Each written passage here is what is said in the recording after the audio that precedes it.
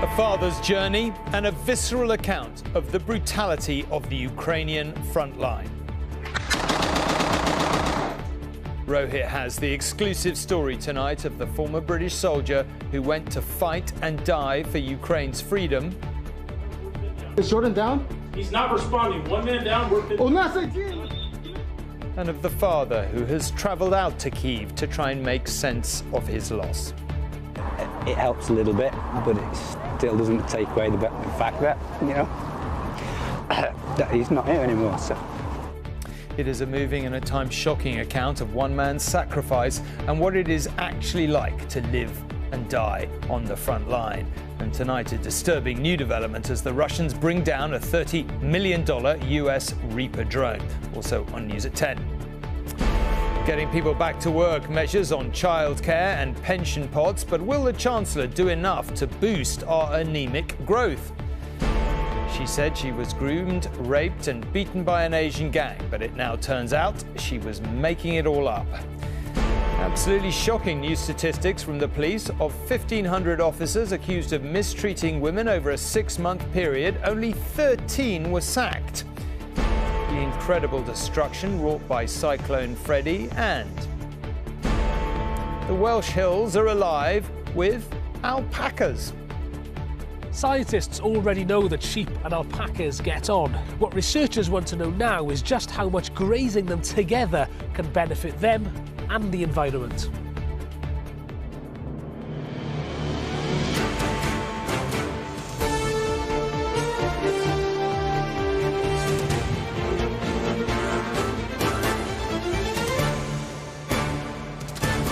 This is ITV News at 10 with Tom Bradby. Good evening. We often hear about the ferocity of the war in Ukraine, but only rarely see up close the dangers that those on the front line truly face. Fighters like Jordan Gatley, who spent 6 years serving in the British Army before travelling to Ukraine. Aged just 24, he was killed by a Russian sniper in the brutal battle for Severodonetsk last June. Tonight, we bring you the story of his final moments and his father, Dean's, emotional trip to Kyiv to learn more about what happened. Jordan's family have shared with us footage from the day he died, a rare glimpse of the intense skirmishes playing out in this conflict, which shows no sign of stopping. In fact, the dangers of it escalating were highlighted today when a Russian jet brought down a US drone. More on that shortly. But first tonight, Rohit's journey with a father whose son made the ultimate sacrifice after rushing to the aid of a nation under attack.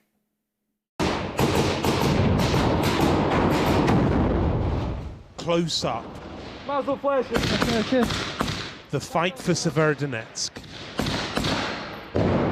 A new perspective of one of the fiercest, most consequential battles of the war so far. Amongst the foreign fighters here is Jordan Gatley. In the same stack, same stack. Let's go.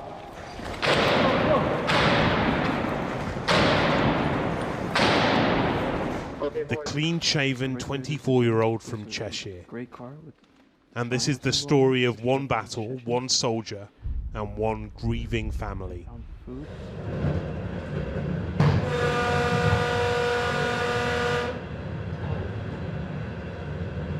Dean Gatley is travelling to Kyiv. It's a similar journey to the one his son made after the invasion began.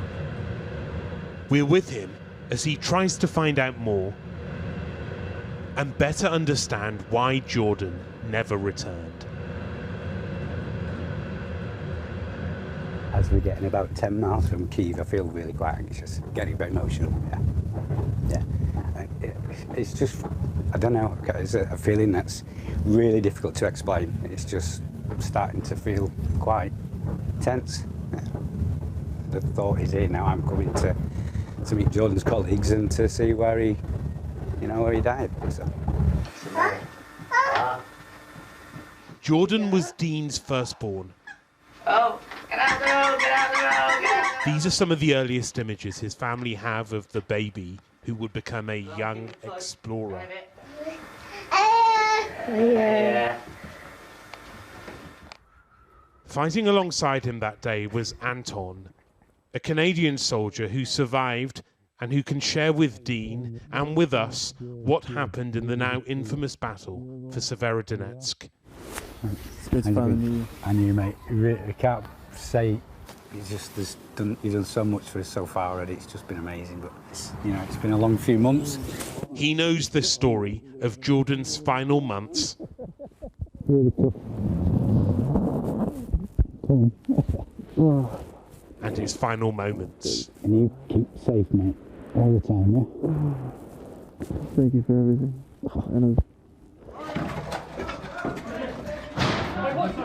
The soldiers are heading towards the roof of a warehouse. Hold the window on the left. Coming up. The window's there. That's it. That's top. It's not. Too long. Go. Covering. Russian troops are in one of those buildings across the road. Top floor. I need one over here. Jordan moves. Jesus Christ. There you go. Cover me from the bottom real quick. Get down there and fire. Yeah, get down there. Yeah, right. Cover with you. But within 6 minutes, he will be dead.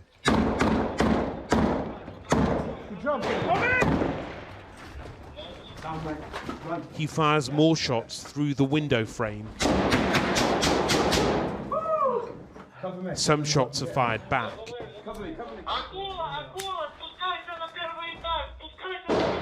Over the radio, soldiers are being told to move down. You can see Jordan on the right of this picture race to the floor below.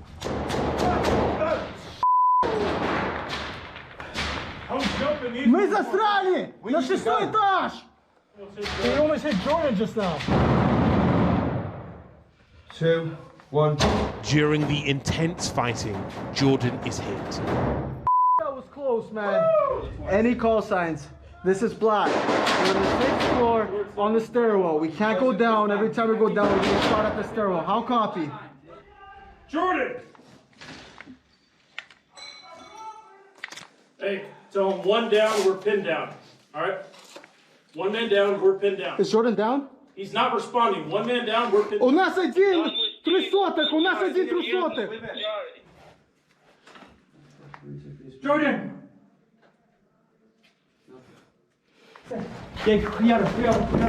The view from another body cam on the ground floor as other soldiers rush upstairs, knowing they're now within range of Russian bullets.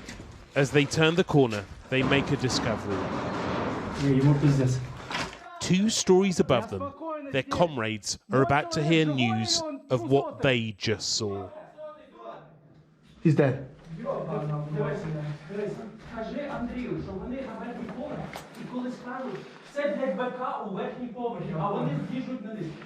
It's like getting punched by reality really quickly. That moment when that call came up through the radio.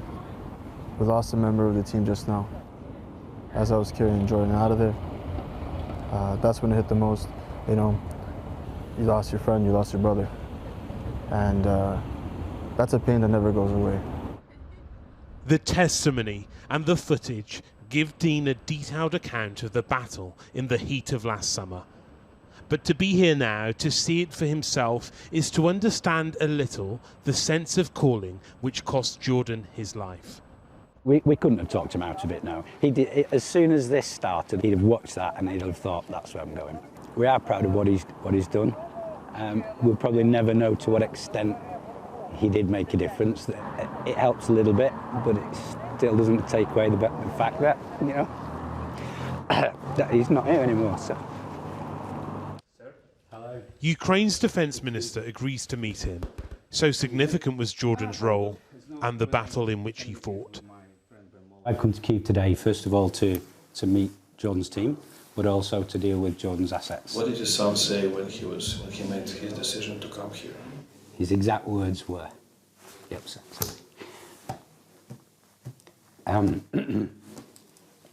He's been training to be a soldier for 6 years. Why would he not want to come and help? They were his words. Dean was here on a mission of his own. He leaves with tasks incomplete, but better understands why Jordan came. we're done, you know. We just want it all finished, all done with, so we can just start to learn to live our lives differently. Jordan Gatley's father, Dean, ending that powerful report into his son's death. To events in the war today now, and the United States has claimed a Russian jet collided with one of its multi-million-dollar drones in international airspace, causing it to crash. It happened above the Black Sea, the first such incident between Russian and NATO aircraft since the invasion of Ukraine. The drone took off from an airbase in Romania before coming down 75 miles southwest of Russian-held Crimea. And Robert is in Washington tonight to talk about all this. Robert, look, this is a pretty serious development, and I guess the fears are that it could spark a major escalation of some kind between the US and Russia. What's been said about the incident there in Washington? Well, the Americans are making clear, Tom, this was an unarmed drone operating in international airspace, engaged in what they like to call at the Pentagon ISR, intelligence, surveillance and reconnaissance. This was a sophisticated MQ-9 Reaper drone that was flying at about 25,000 feet when it was intercepted by two Su-27 Russian fighter jets. And what happened next is described by the Pentagon spokesman. One of the Russian Su-27 aircraft struck the propeller of the MQ-9, causing U.S. forces to have to bring the MQ-9 down in international waters. Several times before the collision, the Su-27s dumped fuel on and flew in front of the MQ-9 in a reckless and unprofessional manner. This incident demonstrates a lack of competence in addition to being unsafe and unprofessional. Well, not surprisingly, the Russians have a different story, saying there was no collision. Rather, the drone crashed because he was taking extreme evasive maneuvers. There'll no doubt be a high-stakes clandestine effort now to retrieve the wreckage from the bottom of the Black Sea. The Russians certainly would like to see the technology of the sensors aboard the MQ-9. But apart from chastising the lack of professionalism from the Russian Air Force, there is a sense here in Washington that they want to try and de-escalate this incident. Above all else, of course, one of the kind of strategic goals of the White House and of this administration is to avoid any escalation, any potential direct collision between the US and the Russian militaries. OK, Robert, thank you very much indeed.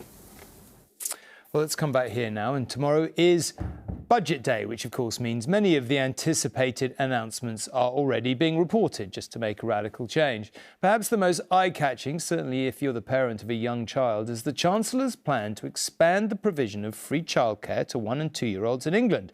There are questions about how providers would cope with demand, but in theory it would help parents currently giving up work because of the cost.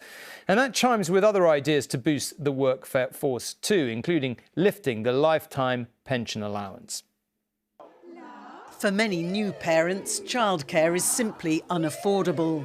But that could be about to change, with tomorrow's budget likely to include some free childcare for 1- and 2-year-olds. Hannah Dickinson certainly hopes so, as the only nursery she's found for her baby Verity is so expensive the family would be pushed into debt. I'm really excited to go back to work, or I was anyway. I found one that was available and in the right place for me, and they quoted me £900 a month for full-time hours. I mean, my income, I probably earn about £1,600. With rent, travel, food, energy, I would actually be in minus if I went back. But some fear the government's plan may not work because there are simply not enough nursery places, even for the 3- and 4-year-olds that already qualify for free care.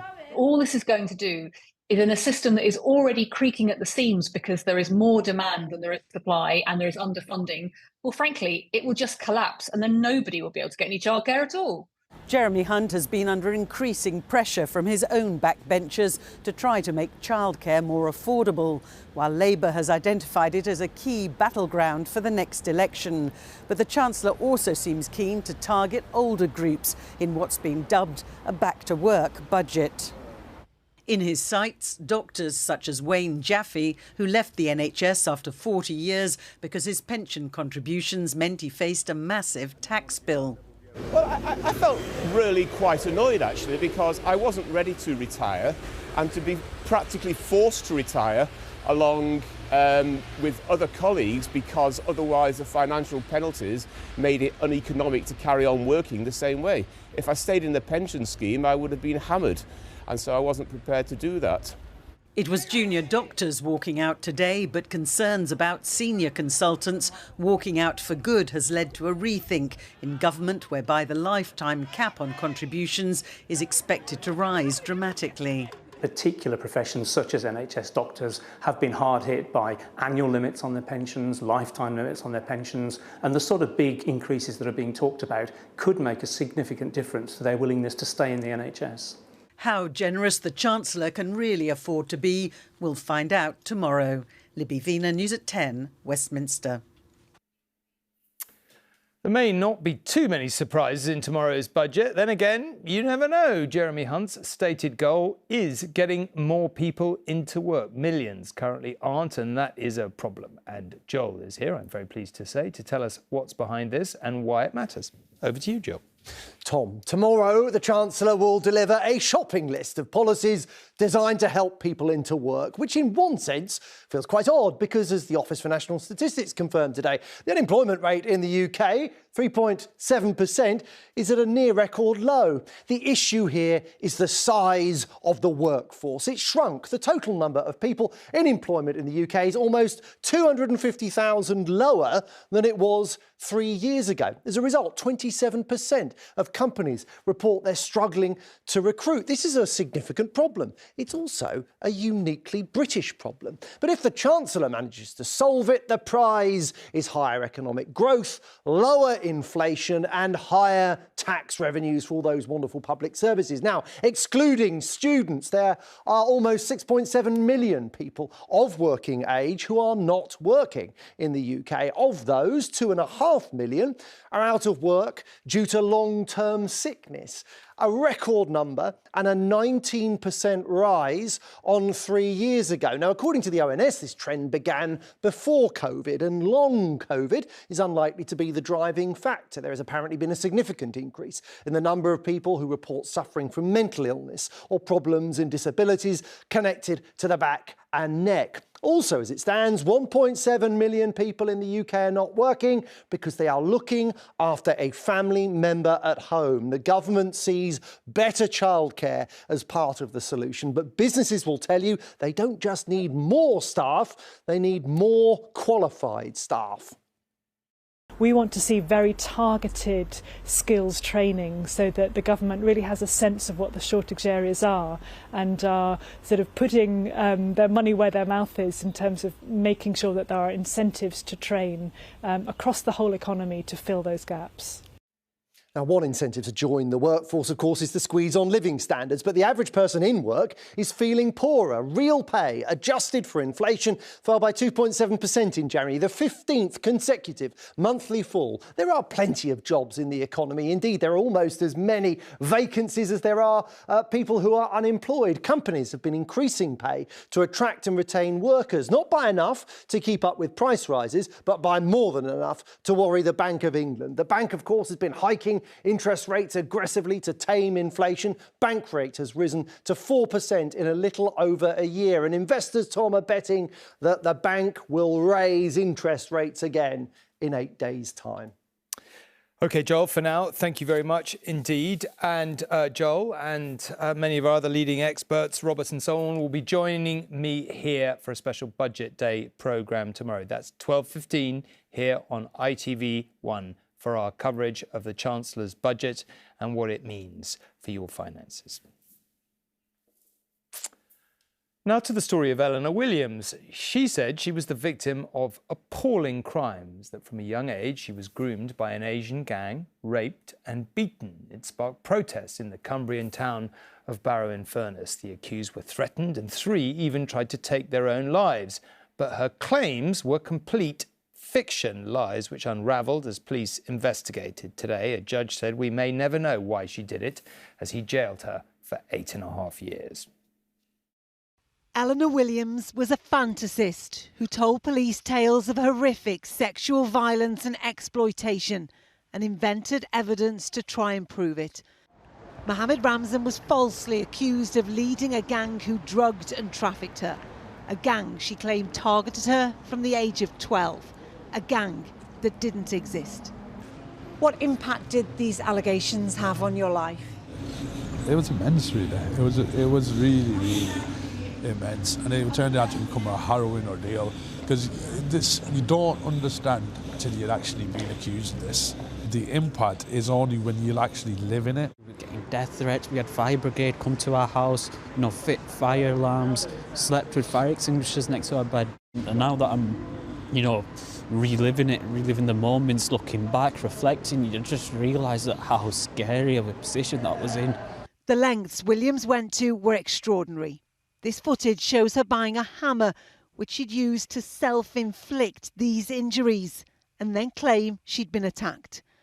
As Williams was jailed for 8.5 years for perverting the course of justice, detectives moved to reassure the public that all accusations of sexual violence and exploitation will be investigated thoroughly. Genuine victims who come forward have nothing to worry about at all. You expect that there will be some discrepancies in every case, but this wasn't one of them. This was a case where out-and-out lies had been told and continued to be told throughout. Williams' false allegations sparked mass anger in her hometown of Barrow-in-Furness on a scale police hadn't witnessed in decades. In that summer of 2020, hate crimes tripled. This man runs an Indian restaurant and says his windows were smashed in and he received death threats. They blame to our community, an Asian community. Someone said, if you go outside, I kill you. Someone said, if you go outside, I change your face. I am really, really very scared. Such hostilities are still present today. We've had the far right move into town and they haven't gone away yet. So we've got a whole host of problems that we've still got to deal with as a result of this. Indeed, extremists continue to exploit divisions here. Divisions built on lies. Rachel Townsend, News at 10. When it comes to public trust in the police, we are constantly being told how they are trying to win it back after Wayne Couzens murdered Sarah Everard, after serial rapist David Carrick was exposed. But new figures will do little to help. Over 6 months, out of more than 1,500 officers and staff who faced complaints about their treatment of women, just 13 were sacked. I was raped by him. I just felt like the world would be a better place without me. And I took an overdose, tried to end it, thinking that were the best for everybody. When Mary found the strength to go to the police about her ex-husband, a serving police officer, she hoped for justice. But none came. He wasn't even suspended. He was put in another building and carried on working. She too was a police officer, left feeling failed by the force she served. I wouldn't encourage anyone to go forward to the police. I just feel really let down.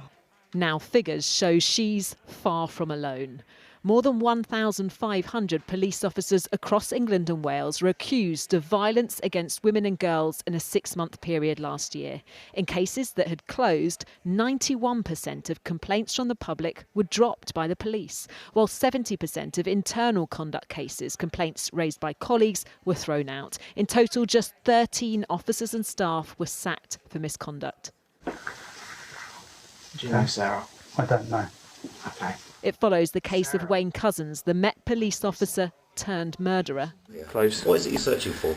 And David Carrick, a police officer simultaneously a serial sex offender. We know that we've lost the trust and confidence of many, many women and girls in our communities across the country, and we want to bring that trust and confidence back in publishing, being transparent about these figures and about the many changes that we're bringing in alongside. The Centre for Women's Justice has long campaigned for reforms so that officers aren't investigated by their own colleagues. Women who want to complain about a police officer should be able to do so to an external police force or there should certainly be an external route for them to do so, should they wish, if they don't have confidence that the colleagues are going to be sufficiently independent and robust in investigating that. I've just lost faith. I've lost faith. I still don't personally feel like I've had any closure. Survivors hope shining a light on the failings will force change. Rebecca Barry, News at 10. For the second time since it formed, Cyclone Freddy is bringing destruction to southern Africa, where more than 200 people have been killed in recent days. The cyclone is not only the longest running ever, it first developed early last month, it's also generated more energy than the entire Atlantic hurricane season. Ordinary homes stood no chance in the face of Freddy's extraordinary force.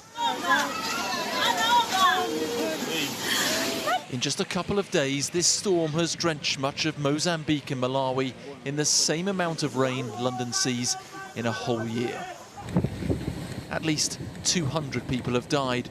There are fears floods will worsen a cholera outbreak, which is already the deadliest in Malawi's history.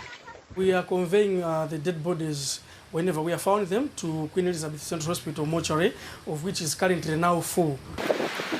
Tropical storms usually last around a week. Freddy's journey of destruction began more than a month ago. A 200-kilometre wide Category 5 storm crossing the Indian Ocean before slamming into Madagascar, leaving thousands without shelter. Our house was protected, but it was still destroyed. Storms often die over land, but Freddy was re-energised by the Mozambique Channel, hitting mainland Africa not once, but twice. Freddy will go down in the record books not just as the longest-running tropical storm, but also the one which has churned out the most power, a phenomenon fuelled by our changing climate. The cyclone draws moisture from the warm ocean, and that maintains its strength. 50 years ago, the water would have been maybe 1 degree colder, so the cyclone would not probably have been as strong as it has been. Freddy is forecast to weaken over the next few days. Its legacy will take far longer to recover from. Martin Stew, News at 10. And finally, perhaps some good news for the environment. First, a question. What's white, fluffy and grazing on the Welsh countryside? Now, obviously, I'm not talking about sheep. I'm referring to what could become a regular companion for them. Alpacas, scientists say. Herding them together could help farmers and the climate. Ceredigion, the heart of Welsh sheep farming. But hang on a minute, who's this coming out of the barn? They're a long way from their native Peru, but these alpacas aren't here on holiday. They're part of a serious experiment. They may be cute to look at, but scientists at Aberystwyth University believe these alpacas could play a key role in the future of Welsh farms.